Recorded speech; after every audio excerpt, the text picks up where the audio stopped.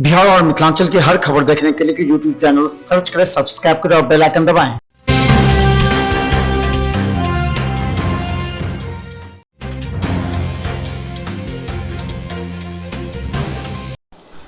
पूर्व केंद्रीय मंत्री रामविलास पासवान जी की पुण्यतिथि पर तमाम दलों के नेताओं ने उनके जनपद पर पहुंचकर उन्हें श्रद्धा सुमन अर्पित किया।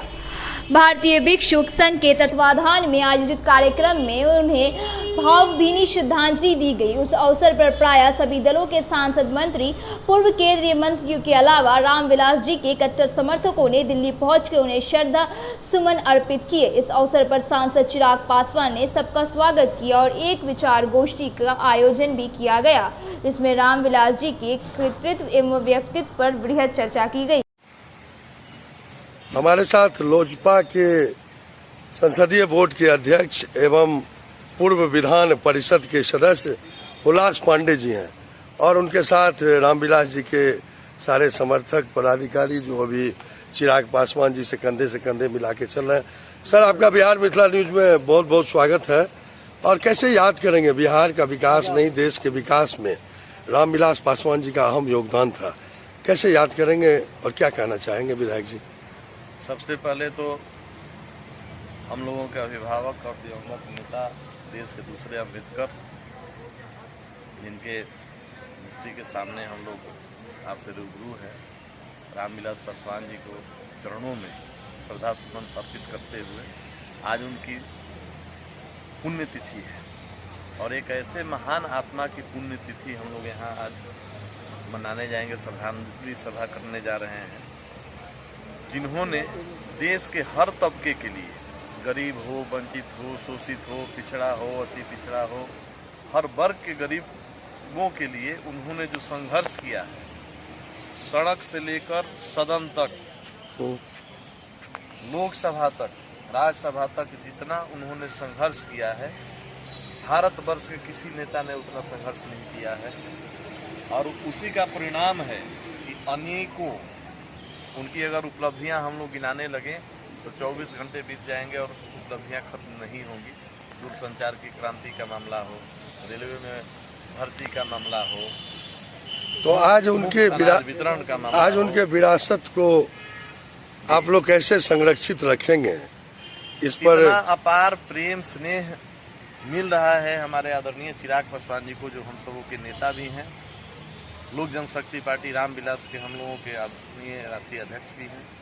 तो इतना जन समर्थन है हमारे पूजनीय नेता रामविलास जी के आशीर्वाद से, लोगों का जो विश्वास है, जो आस्था है, जो स्नेह है, वो दिन प्रतिदिन बढ़ रहा है हमारे नेता के प्रति, हमारे पार्टी के प्रति।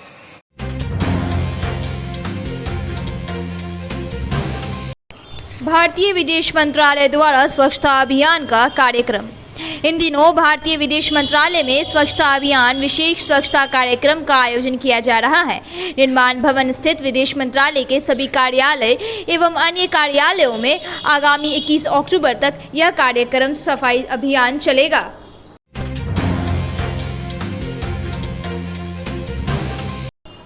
रामविलास जी के राजनीतिक जीवन के सहयोगी डॉक्टर सत्यानंद शर्मा ने दिया रामविलास जी को पुण्यतिथि पर नमन।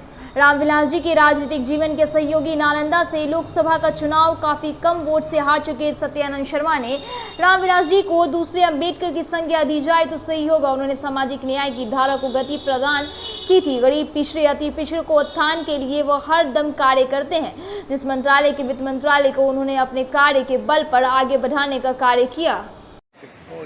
प्रदेश अध्यक्ष राजू तिवारी जी पहुंचे हैं। दूसरी पुण्यतिथि शर्मा, डॉक्टर सत्यानंद शर्मा का ही नाम आएगा। बहुत बहुत धन्यवाद सत्यानंद शर्मा जी।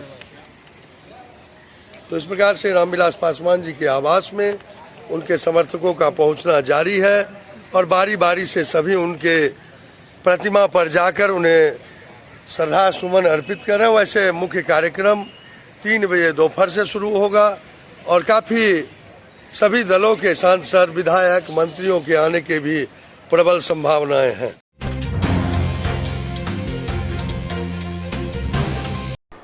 महानगर दिल्ली के मंडावली में नगर निगम के पार्षद एवं अन्य कर्मियों के लापरवाही के कारण लोग मूल मूत्र में होते हैं दुर्गा पूजा करने जाने को बाध्य। महानगर दिल्ली के मंडावली साकेत गली नंबर 3 में इन दिनों दुर्गा पूजा का आयोजन हो रहा है और नगर निगम के पार्षद एवं अन्य कर्मियों की लापरवाही के कारण लोग मूल मूत्र में होते हुए दुर्गा पूजा करने को जाने को मजबूर हैं। यहाँ के पार्षद गोविंद अग्रवाल, जो कि भारतीय जनता पार्टी के पार्षद, उन्होंने भी इसे सफाई करने की कोई पहल नहीं की और आज भी ये लोग इसी तरह मूल मूत्र में दुर्गा पूजा का पूजन करने जाते हैं।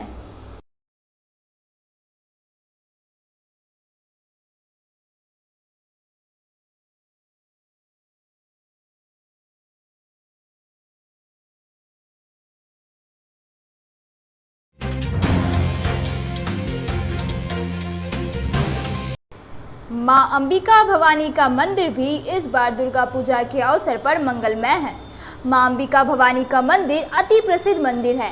छपरा जिले के आमी ग्राम, जो गंगा नदी के तट पर है, वहां मां पार्वती ही अंबिका भवानी के रूप में विराज रही हैं। इस नवरात्र में वहां काफ़ी भीड़ रहती है। मां अंबिका के भक्त दोनों नवरात्रों से मन से अपनी मुरादें मांगते हैं, वह पूरा होता है। यह मनोकामना मंदिर है। पटना से आज माता की दूसरा नवरात्रा है। प्रथम शैलपुत्री च द्वितीय ब्रह्मचारिणी तृतीय चंद्रघंटा कुष्मांडा बलवादया। आज माँ की पूजा है। ब्रह्म स्वरूपा की भक्त लोग से आग्रह कर रहे हैं तो अधिक से अधिक संख्या में आगे। हम साकेत ब्लॉक मंडावली लाजपुर गांव में बैठे हैं। दुर्गा 11 नंबर गली है, दुर्गा मंदिर है। नगरपुर चौकाई है। माँ की बहुत शक्तिशाली मंदिर है। अनेक भक्त पहुँचते हैं माँ के दरबार में। ये खास पटना के शीतला मंदिर में भी दिखी दुर्गा पूजा की पूजा अर्चना। पटना की शीतला मंदिर, जो अग्म कुआं में स्थित है, वहां सम्राट अशोक के समय में एक कुआं बृहद सम्राट अशोक ने अपने सभी भाइयों की हत्या कर उसी कुएं में डालकर यह मगध के सम्राट अशोक के वक्त का मां शीतला भवानी मंदिर है और इसको लेकर कहा जाता है कि असाध्य रोगों से यहाँ मुक्ति मिलती है। नवरात्र के समय अन्य दिनों में ही काफ़ी भीड़ रहती है। मां शीतला भवानी गया मंदिर अति प्राचीन है और पटना के पटन देवी मंदिर यहाँ से ठीक बगल में अवस्थित है। इसलिए मां शीतला भवानी का दर्शन करने इस नवरात्रि में लोगों को आना आवश्यक ही है। इसमें असाध्य रोगों से लोगों को मुक्ति मिल जाए।